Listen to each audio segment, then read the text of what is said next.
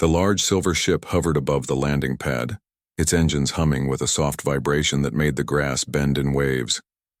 6 beings of different shapes and colors walked down the ramp. They moved carefully, as if the Earth's gravity was slightly uncomfortable.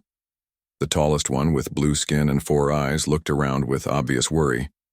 "Remember the protocols," said Ambassador Zixforth to his team.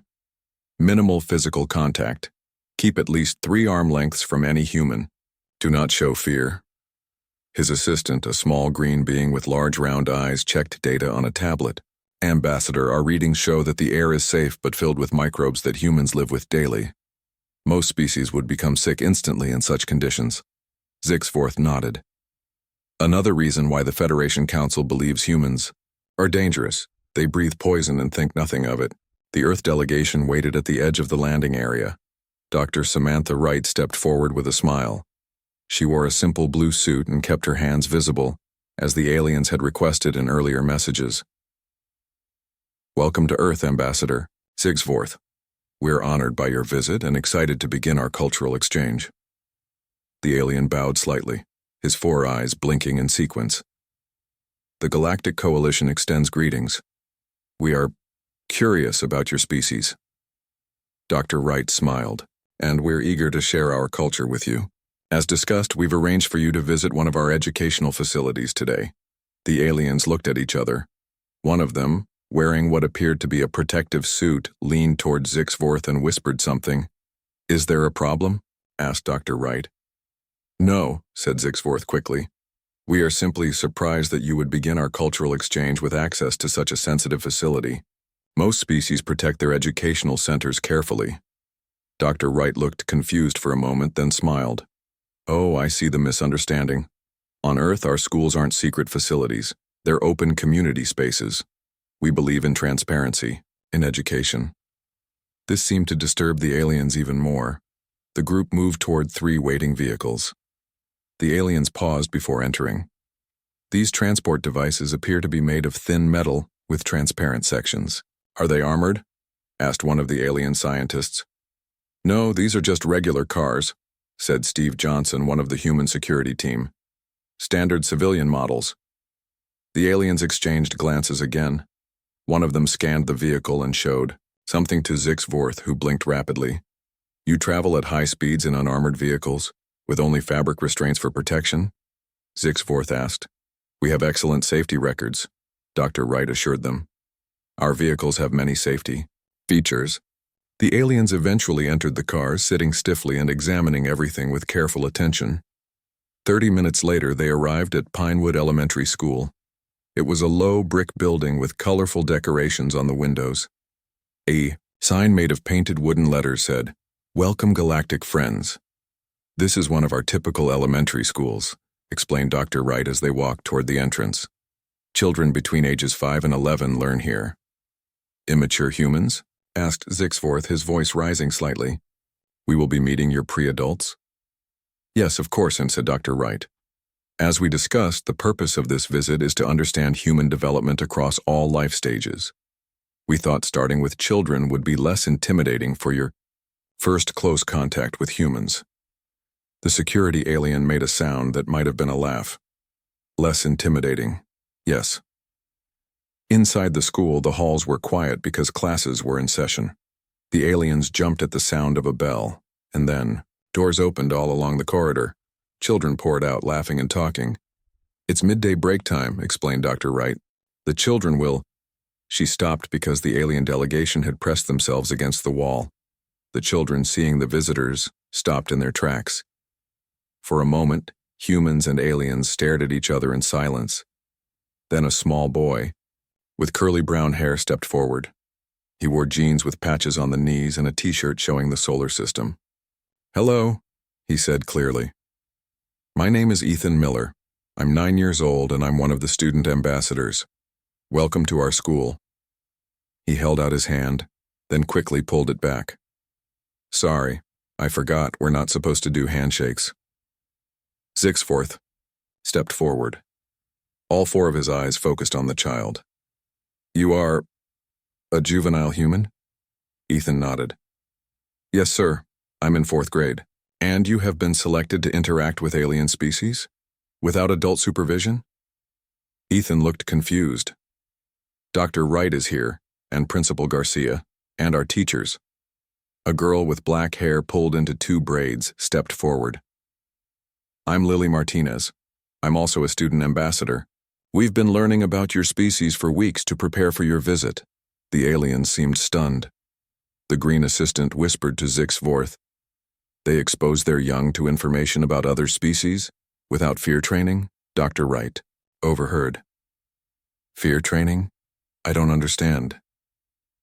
Zixvorth composed himself. In most coalition species, young are not exposed to new life forms without extensive preparation for possible danger. It often takes many cycles before a juvenile is ready to even see images of alien species. Dr. Wright smiled. Human children are quite adaptable. They're actually excited to meet you.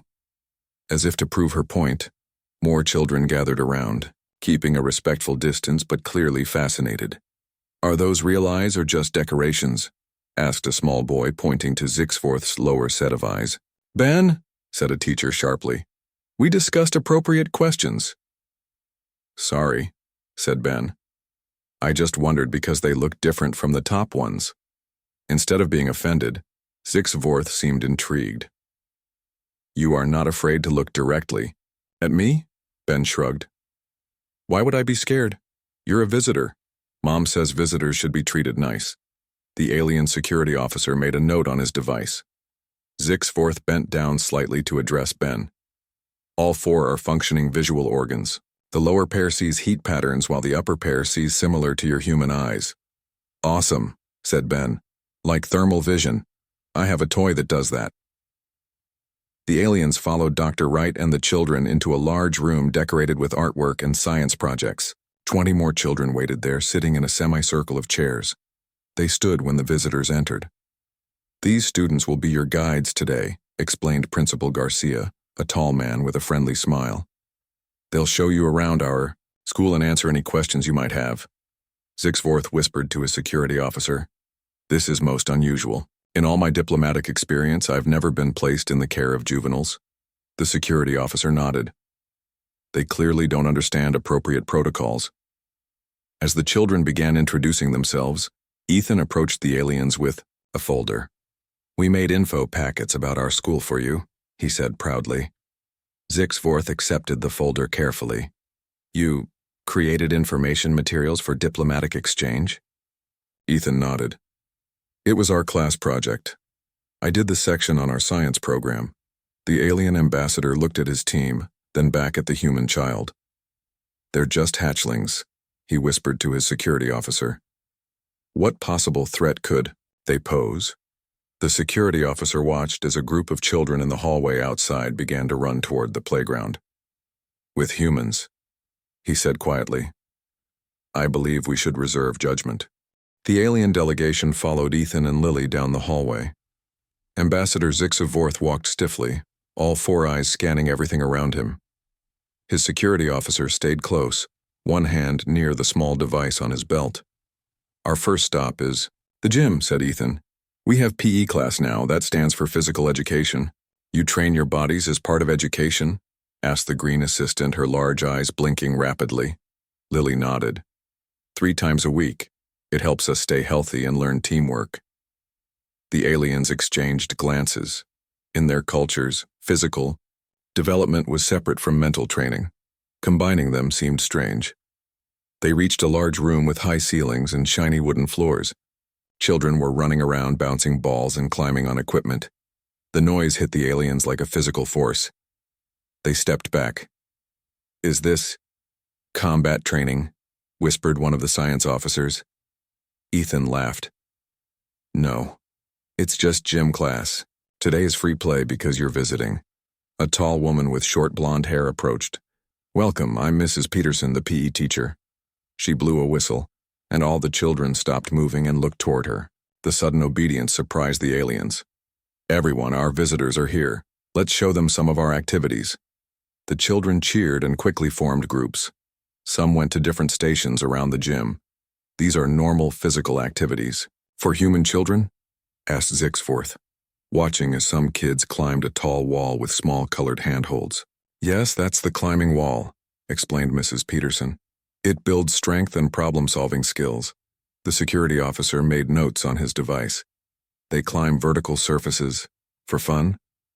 "Kids love it," said Mrs. Peterson. "Watch Billy there. He's one of our best climbers." A small boy with red hair was moving quickly up the wall, reaching for handholds that seemed far apart for his size. Near the top, about 15 feet up, his foot slipped. He dangled by his hands for a moment, then found a new foothold and continued, climbing. The alien delegation gasped collectively. The security officer stepped forward as if to intervene. "Isn't that dangerous?" asked Zixvorth, his voice higher than before. Mrs. Peterson smiled. "They're wearing safety harnesses and there are mats below. We teach them to manage risk, not avoid it." In another part of the gym, children were jumping off a platform onto large blue mats. They bounced, rolled, and sometimes fell, then got up laughing. "What is the purpose of that activity?" asked the green assistant. "They're learning how to fall safely," said Mrs. Peterson. "It's useful for sports, but also for everyday life." "You teach them to fall?" The concept seemed to disturb the aliens deeply. "Humans fall down throughout their lives," explained Mrs. Peterson. "Learning to do it without getting hurt is an important skill." A whistle blew again and the children gathered in the center of the gym. Mrs. Peterson walked over with a large red ball. "Now we'll play a simple game called dodgeball," she announced. "A modified version that's safer for our guests to observe." She explained the rules to both the children and the aliens. 2 teams would throw soft balls at each other. If you got hit, you were out. If you caught a ball, the thrower was out and one of your teammates could return. "You permit your young to throw objects at each other?" asked the security officer, scanning the ball with his device. "It's just a soft rubber ball," said Mrs. Peterson, squeezing it to show its flexibility. "It doesn't hurt much if you get hit." The game began. Children ran, dodged, threw, and yelled encouragement to each other. The aliens watched with increasing alarm. "Their reaction times are remarkable," whispered one of the scientists. "And their spatial awareness. They're tracking multiple projectiles while moving." Suddenly, one of the balls bounced oddly and headed straight for the alien delegation. Before anyone could react, it hit the green assistant on her arm. She made a high-pitched sound and fell back. The security officer immediately moved in front of Zixforth. The gym went silent. Then a girl with curly black hair ran over. "I'm so sorry," said Lisa Rodriguez, looking genuinely upset. "The ball slipped when I threw it." "Are you okay?" The green assistant stared at the child, then at her own arm, seemingly checking for damage. "You struck an adult of another species," said Zixvorth slowly. "This is a serious diplomatic incident." Lisa's eyes widened. "I didn't mean to. It was an accident." Mrs. Peterson came over quickly. In human culture, accidents during play are common and forgiven, especially when followed by a sincere apology. "No one is in trouble here." The green assistant finally spoke. "I am unharmed." The projectile was indeed soft. "See? No harm done," said Mrs. Peterson with a relieved smile. She turned to Lisa. "Thank you for apologizing right away. You can go back to the game now." Lisa nodded and ran back to her team, who welcomed her with pats on the back. The aliens watched in shock as the game resumed as if nothing had happened. "She assaulted a superior being and faces no consequences?" asked the security officer quietly. "It was clearly accidental," said Dr. Wright, who had been observing from nearby. "In human society, intent matters more than the action itself in many cases." The game continued. One boy fell hard on his knee while dodging a ball. He stood up, winced, and kept playing despite a small trickle of blood. "That child is injured," said Zixforth, pointing. "He is bleeding." Mrs. Peterson glanced over. "Ethan, come here, please." Ethan jogged over, looking at his scraped knee. "It's just a small scratch, Mrs. Peterson." "Let's clean it anyway," she said, taking a small kit from her pocket. She quickly wiped the scrape with an antiseptic wipe, making Ethan wince slightly. Then put a bandage on it, all better. Back to the game if you feel okay. Ethan nodded and ran back to his team. He continues to play while injured? Asked one of the alien scientists, sounding amazed. It's just a scrape, said Mrs. Peterson. Human children heal quickly from minor injuries. And the blood? The potential for infection? The antiseptic prevents infection, and the bandage stops the bleeding. It's really very minor. After the dodgeball game ended, Mrs. Peterson had the children demonstrate more activities: push-ups, jumping jacks, and a relay race. The aliens watched with growing concern as the children exerted themselves, competed against each other, and celebrated their physical achievements. As they left the gym, Zixvorth turned to Dr. Wright. "I request an immediate meeting with your leadership," he said formally. "Is something wrong, Ambassador?" asked Dr. Wright. "What we have witnessed, it is not what we expected. Your children engage in activities that would be considered dangerous or even abusive in our cultures." Dr. Wright looked surprised. "They're just playing games. They are being trained to withstand pain, take physical risks, and engage in organized conflict," said the security officer. "In most coalition species, such activities would be reserved for specialized adult military units." As they spoke, the children ran past them toward the playground outside, shouting and laughing. "I'm going to swing over the top bar," called one boy. "I'll race you to the monkey bars," yelled another. Zixvorth watched them go. "And now they voluntarily seek more physical challenges?" Dr. Wright nodded. "It's recess, free playtime outside." "We need to observe this as well," said Zixvorth grimly to his team. "Document everything." After watching the children play outside for 30 minutes, the alien delegation seemed both exhausted and disturbed. They had seen children hanging upside down, jumping from heights, and running at speeds that seemed dangerous to them. When two boys had a small argument that ended with a push, the security officer had almost intervened before seeing a teacher calmly handle the situation. "Our next stop is Ms. Cooper's art and creative writing class," said Ethan, leading them back. Inside, the aliens seemed relieved to be heading to what sounded like a calmer activity. Zixvorth's 4 eyes blinked in sequence, a sign of stress among his species. "Art is an important part of human culture," Lily explained as they walked. "We start learning it when we're very young." They entered a bright classroom with colorful pictures covering the walls. Children sat at tables with papers, paints, and clay in front of them. A woman with curly red hair greeted them warmly. "Welcome to our creative arts class. I'm Ms. Cooper. The children are excited to share their work with you today." The aliens spread out around the room, examining the artwork on display. The security officer kept close to Zixvorth, watching the children carefully. "What is this depicting?" asked one of the alien scientists, pointing to a drawing of what appeared to be a mountain with a small figure climbing it. "That's my picture," said a boy with glasses. "It's me climbing Mount Everest. That's the tallest mountain on Earth. I want to climb it someday." "You wish to place yourself in a low-oxygen, freezing environment where many adults have died?" asked the scientist, antenna twitching. The boy nodded enthusiastically. "It would be amazing. My dad showed me a documentary about it. The view from the top must be awesome." The alien made a note and moved on, looking increasingly troubled. On another wall, paintings showed oceans, space, forests, and cities. Many included potential dangers: deep water, wild animals, or vast empty space. The aliens kept pointing these out to each other in low, worried voices. Ms. Cooper gathered everyone around a circle of chairs. "Now some of our younger students would like to share the stories they've written this week. Our theme was adventure." A small girl with blonde pigtails stood up first, holding a paper with large, careful handwriting. "This is my story," she said shyly. "It's called The Dark Cave." The aliens settled into their seats, though Zixvorth remained standing, all 4 eyes focused on the child. "Once there was a girl named Olivia," she began reading. "She liked exploring. One day she found a dark cave in the woods. It was scary, but she wanted to see what was inside. She took her flashlight and went in.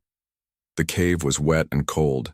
She heard funny sounds, but she kept going because she was brave. The aliens glanced at each other. The security officer was typing rapidly into his device. Then she saw two big eyes in the dark. It was a monster. But the monster was friendly. It was lost and scared. Olivia helped the monster find the way out. They became friends and had more adventures together. The end. The children clapped. Olivia smiled and returned to her seat. "That was very creative, Olivia," said Ms. Cooper. "Who would like to share next?" A boy with dark curly hair raised his hand. "I will." "This is Noah," Ms. Cooper told the aliens. "He's one of our most imaginative writers." Noah stood and held up his paper. "My story is called Black Hole Explorer." The green assistant made a small choking sound. In the future, Dr. Jack Palmer invented a special ship that could go into black holes. Everyone said he would get squished, but his ship was made of special metal. He went into the black hole and found another universe inside. There were weird aliens and cool planets. Some aliens were nice, but some tried to eat him. He escaped in his ship and came back to tell everyone about the new universe. But only half his ship came back because the black hole ate the rest. The end. The children clapped again. Noah took a small bow before sitting down. Sixforth turned to Dr. Wright. "These juveniles regularly contemplate scenarios involving death, predation, and cosmic destruction?" Dr. Wright nodded. "Children have active imaginations. They explore all kinds of ideas through stories." "And you encourage this?" asked the security officer. "Of course," said Ms. Cooper, joining the conversation. "Creative thinking helps children process the world and develop problem-solving skills." After 3 more stories involving dragons, pirates, and space exploration, Ms. Cooper had the children return to their art projects. "Now the children would like to show you what they're working on today," she explained. "They're creating art based on their favorite scientific concepts." The aliens moved around the room, stopping at each table to see the children's work. A girl was painting a colorful picture of the solar system. 2 boys were making a volcano that would actually erupt with baking soda and vinegar. Another group was drawing different kinds of dinosaurs. "What's that you're making?" the green assistant asked a serious-looking boy who was working with clay. "It's a hurricane," he said. "See how it spins? Hurricanes are huge storms that can destroy buildings and flood cities. They're awesome." The assistant stepped back, looking at Dr. Wright with alarm. "The child finds destructive weather patterns. Awesome." Dr. Wright smiled. "Kids are often fascinated by powerful natural forces. It helps them understand and respect the world around them." At another table, Noah was working on a detailed drawing.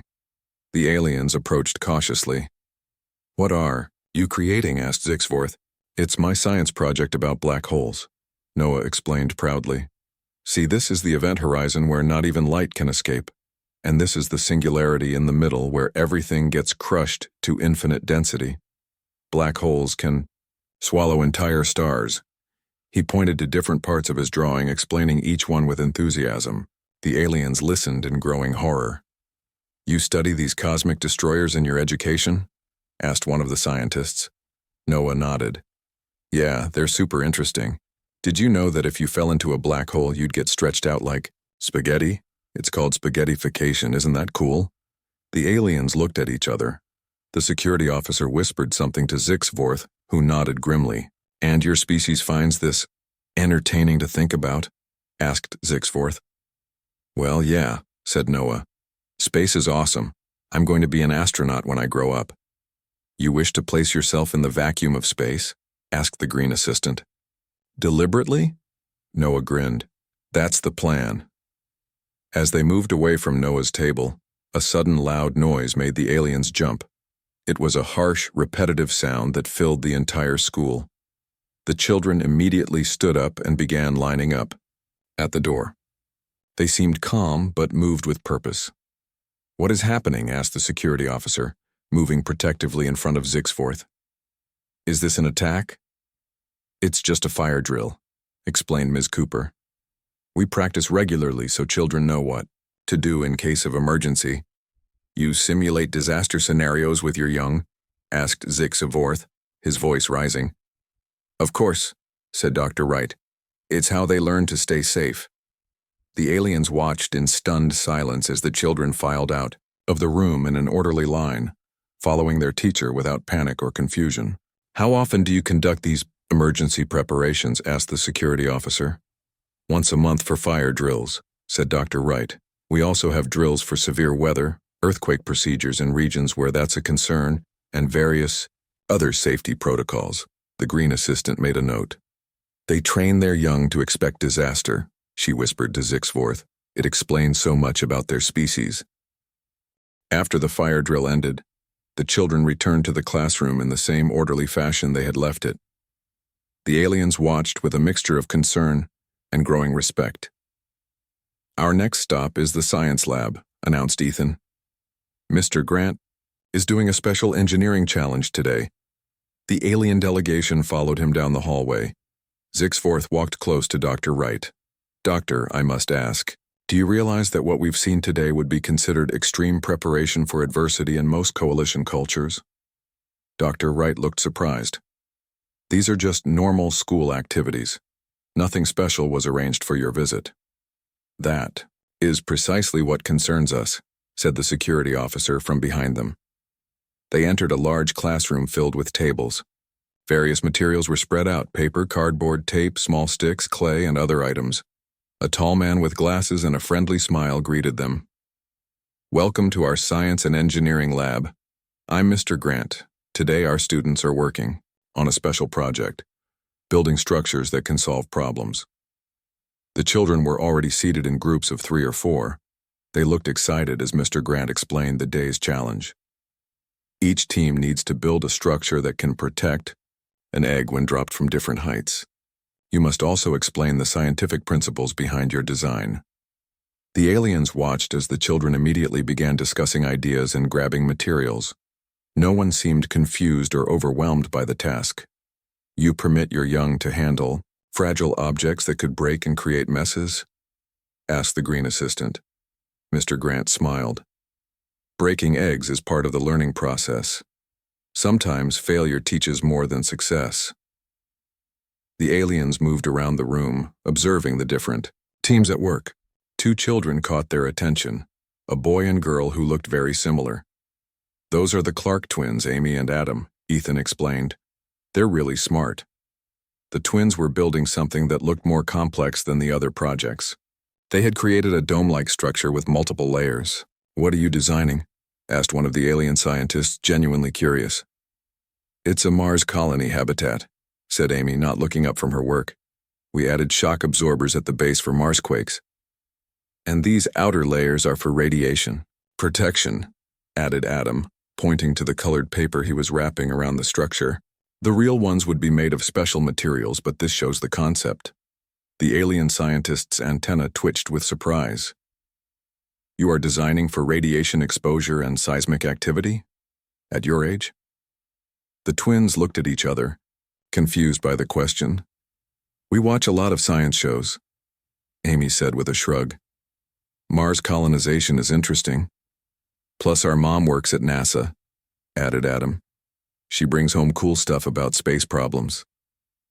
At another table, a small boy with dark hair was creating something with rubber bands and popsicle sticks. He worked quickly, his hands moving with surprising precision for his size.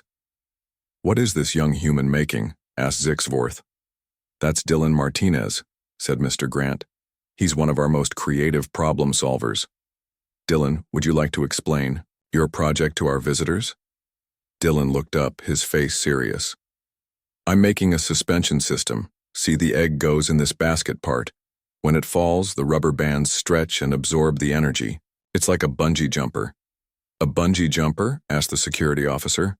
"Yeah, you know, when people jump off high places with elastic cords tied to their legs. For fun." The security officer made another note in his device. Dylan continued working, but then stopped suddenly. "Wait, your design has a flaw," he said, looking at Zixforth. "My design?" asked the ambassador, confused. "Your ship. I saw it when you landed. The thrusters are too close to the life support systems. If one overheats, the other will fail." The alien scientist who had been examining the twins' project rushed over. "How could you possibly know the configuration of our systems?" Dylan shrugged. I could see through the transparent section near the landing gear.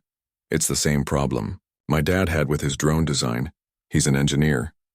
The alien stared at the child, then at each other. The scientist pulled out a device and began typing rapidly.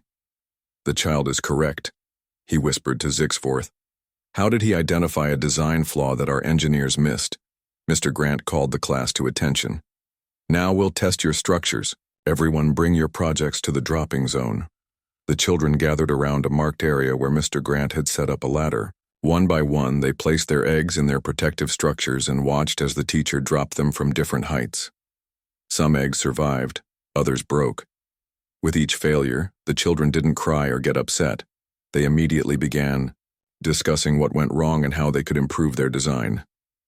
They accept failure so easily, said the green assistant to Dr. Wright. Our juveniles would be devastated by such an outcome.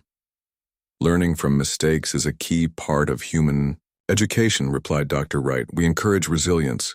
After the egg drop experiment, Mr. Grant led them to a room filled with computers. Children sat in pairs working on various programs. This is our computer lab, he explained. Today they're working on simulation games that teach resource management and problem solving.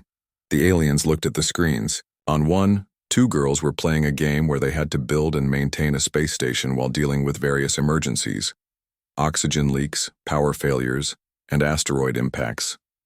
This is entertainment for them? Asked Zixforth, watching, as the children calmly handled a simulated fire on their virtual space station. Games are a great way to learn, said Mr. Grant. These simulations teach them to stay calm under pressure and think critically. At another computer, a boy was playing a game that involved surviving in a wilderness setting. He had to find food, build shelter, and deal with changing weather conditions. So many of these activities involve struggling against adversity, said the security officer quietly to Zixforth. No wonder they become such formidable adults. They moved to another classroom where an older woman was teaching history. On the walls were timelines showing human development through various challenges: ice ages, plagues, wars, and natural disasters. Today we're learning about how humans adapted to different environments throughout history, the teacher explained. To the visitors, a student raised his hand. Ms. Harris, is it true that early humans used to chase animals until they got tired, even though the humans couldn't run as fast? Yes, Kevin. It's called persistence hunting.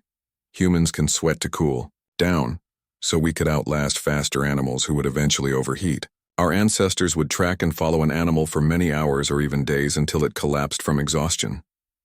The aliens exchanged alarmed glances. Your teaching materials are essentially catalogs of survival techniques, said Zixforth to Dr. Wright as they left the history classroom. Every subject seems to contain elements of overcoming challenges or preparing for threats. Dr. Wright considered this. I suppose that's true in a way. Human history is largely a story of adaptation and problem solving. The final activity of the day was a team-building exercise in the school gymnasium. Children were divided into groups and given challenges to solve together: building the tallest tower with limited materials, finding ways to cross the floor without touching it, and creating a system to transport water without spilling it. The aliens watched as one team failed. In their first attempt to build a tower, instead of giving up, the children immediately began trying a completely different approach. Their adaptability is remarkable, said the alien scientist. They don't follow a single solution path. Humans seem to thrive on challenges, added the security officer. Even they're young. As the day came to an end, Zixforth pulled Dr. Wright aside. I need to contact the Galactic Coalition Security Council immediately, he said. Our assessment of human capabilities requires significant revision. Is something wrong? Asked Dr. Wright, concerned. Not wrong, said Zixforth, all 4 eyes blinking in sequence. But very different from what we expected. If these are your children, I can only imagine what your adults are capable of. The next morning, the alien delegation gathered in a meeting room at the Earth Embassy. Ambassador Zixforth had spent most of the night in communication with his superiors. He looked tired, all 4 of his eyes slightly dimmer than usual. His team sat around him, reviewing data from their visit to the school. Dr. Wright entered with Principal Garcia and a few other human officials. They smiled politely, but there was tension in the air. "Ambassador, I understand you wish to speak with us about yesterday's visit," said Dr. Wright, taking a seat across from Zixvorth. "Yes," said the ambassador, his voice formal. "After observing your educational facility, we need to discuss some concerns." Principal Garcia frowned. Was there a problem with the school? The children were on their best behavior. "The children's behavior is precisely what concerns us," said the security officer. "What we witnessed yesterday contradicts everything we believed about developing sentience." Zixvorth nodded. In most coalition species, exposing developing minds to challenges, dangers, or even the concept of adversity would be considered deeply harmful, perhaps even abusive. The humans looked surprised. "I don't understand," said Principal Garcia. "The children were just having a normal school day." "Allow me to explain," said Zixvorth. "In our cultures, young are protected from all negative stimuli. They are raised in completely controlled environments, no physical risks, no exposure to concepts like danger or failure, no simulations of emergency situations." The green assistant added, "Young minds are considered extremely fragile. They are only gradually introduced to adult concepts after full physical maturity, which in your terms would be around 25 to 30 years of age." The humans exchanged glances. "That's completely different from our approach," said Dr. Wright thoughtfully. "Human children develop resilience through exposure to appropriate challenges. It's how they learn to handle the real world." Zixvorth nodded. "We have come to understand this. What appeared to us as dangerous training is actually your way of preparing your young for a complex universe. It is unusual, but we now see its effectiveness." "So you're not suggesting we change our educational methods?" asked Principal Garcia, looking relieved. "No," said Zixvorth. "But we do need to reconsider our diplomatic approach to humans. Your children demonstrate problem-solving abilities, physical resilience, and comfort with concepts that even our adult specialists would find challenging." The security officer activated a small device that projected images from their visit. Children climbing, solving complex problems, calmly handling simulated emergencies, and immediately adapting when their first approaches failed. "These capabilities," said the security officer, "combined with your advanced technology, make humans potentially the most formidable species we have encountered." There was silence in the room as the humans absorbed this statement. "Ambassador," said Dr. Wright carefully, "I hope this doesn't mean you see us as a threat. We're eager to be peaceful members of the galactic community." Zixvorth's upper eyes blinked slowly. "Not a threat, necessarily, but certainly a force to be approached with caution and respect. Our psychologists are particularly interested in how humans develop such mental resilience without suffering psychological damage." At that moment, there was a knock on the door. Ethan stood there looking slightly nervous but excited. "Sorry to interrupt," he said. "Ms. Cooper said I could bring this to the ambassador before you leave Earth." He held out a colorful handmade card. Zixvorth took it carefully and opened it. Inside were drawings and messages from the children he had met, thanking him for visiting and asking questions about his home world. "The class made it together," explained Ethan. "We wanted you to remember your visit." Zixvorth stared at the card, all four eyes widening slightly. "You created this for me?" Ethan nodded. "It was my idea. I thought maybe your planet's kids might want to know about Earth kids too. So I put my email address in there, if it's okay for us to be pen pals." The aliens looked at each other in surprise. "Pen pals?" asked the green assistant. "It means friends who write to each other," explained Dr. Wright. "It's a common way for children to learn about different cultures." Zixvorth seemed genuinely moved. "You wish to communicate with me, even after I expressed concern about your activities?" Ethan shrugged. "Well, yeah. How else will we learn about each other? Besides, you seem nice, just a little nervous. My mom says people are often scared of things they don't understand." The ambassador looked at the security officer, who seemed equally surprised by this response. "Your mother is wise," said Zixvorth finally. Fear often comes from lack of understanding. He turned back to the human officials. Perhaps there is another approach we could consider. Instead of merely observing your educational methods, we could attempt a true exchange. What do you have in mind? Asked Dr. Wright. My own offspring, Zixvorth Jr., is at an age where limited exposure to new ideas would be permitted. With proper preparation and supervision, perhaps he could visit Earth as part of the next delegation. The security officer looked alarmed. Ambassador, the Council has not approved such interaction. I will speak with them, said Zixvorth firmly. If humans can raise such capable, confident young through controlled exposure to challenges, perhaps our own methods deserve reconsideration. Ethan's face lit up. You have a kid my age? That would be awesome. I could show him all sorts of cool things. I believe, said Zixvorth carefully, that a modified approach would be necessary. Perhaps activities that would not terrify a young being who has never experienced anything more dangerous than a soft pillow. Ethan looked thoughtful. We could do art projects or maybe just play board games. Those aren't scary. That would be an acceptable beginning, agreed Zixvorth. As they finalized the details of the next visit, the green assistant leaned toward the security officer. The Council will never approve this. I believe they will, replied the security officer quietly. After they see our full report. If humans can inspire this kind of adaptability in their young, they are either the most dangerous species in the galaxy or potentially the most valuable allies. Either way, we need to understand them better. Later that day, as the alien ship prepared to depart, Ethan stood with his classmates waving goodbye. The large silver vessel rose slowly into the sky, then disappeared with a flash of light. Do you really think they'll come back with kids? Asked Lily, standing beside Ethan. I hope so, said Ethan. It would be cool to have an alien friend. They seemed kind of scared of us, said Noah. I don't know why, we were just being normal.